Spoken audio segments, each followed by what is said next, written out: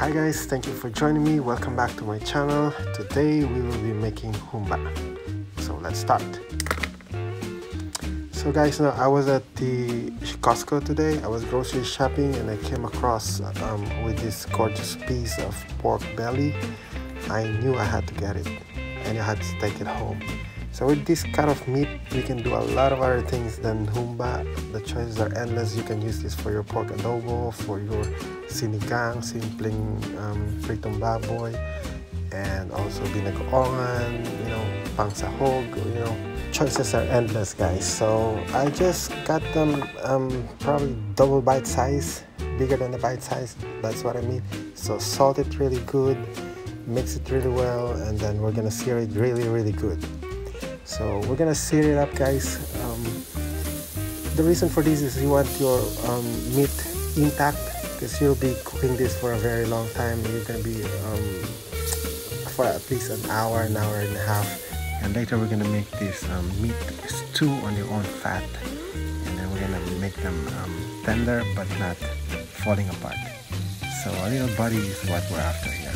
We're not looking buttery soft at the end of this whole cooking process. So for our onion, so you slice them up. I personally think red onions are sweeter, but they have tang and spiciness on it, so we're after clean sweetness from the white onion. And we also need one bulb of your garlic here, guys. We don't need to smash them and then mince them. No mincing today. All we have to do is just bruise them and then peel them away. For our sauce, we need 2 tablespoons of patis.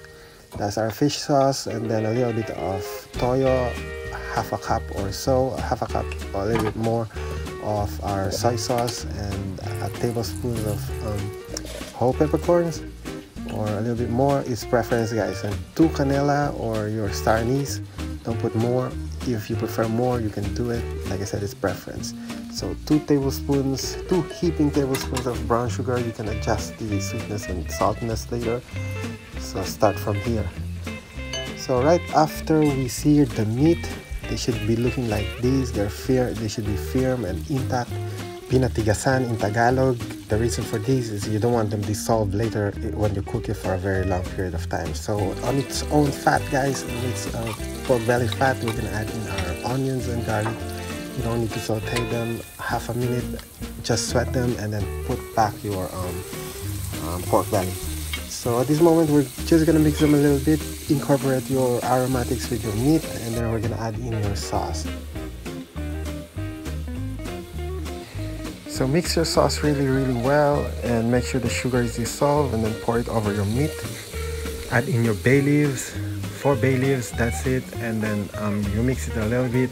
Here, guys, I'm going to show you one trick. We're going to be cooking this for a very long period of time, probably an hour, minimum of an hour and a half. So I'm going to show you one trick that I do, okay, guys. It's an extra step, but it's very helpful, I think. So okay, after I'm going to line up my meat, I'm going to arrange them like this, and then I'm going to cover it. I'm going to make it boil. I'm going to make it really hot, and then I'm going to add my vinegar. So I cover it up a little bit and then let it bubble away, and then that's the time when it's really hot, add in your vinegar.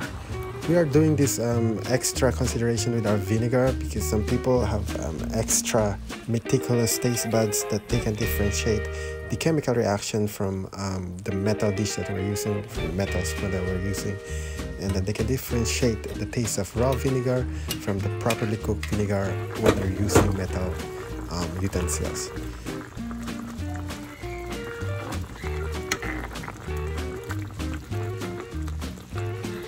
So baste it a little bit, and then we're gonna cover it and leave it for 20-30 minutes, and then we're gonna come back and then see, and then we're gonna check the liquid of your dish. If it's getting too dry, at this point it's okay. If it's getting too dry, you can add a little bit of water, just a little bit. So this is after 40 minutes, so I flipped them over, I rearranged them, but at this time the fat side is up, and then it's also the time to put in your black beans. I always use fermented black beans, guys. If you have not been using fermented black beans with your humba, it's good to try them. If you don't like it, you can always go back to the regular black beans, but try it. I think it's better.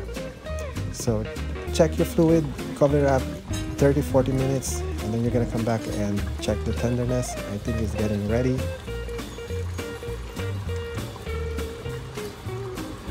So we're gonna cover it up and wait another 10-15 minutes.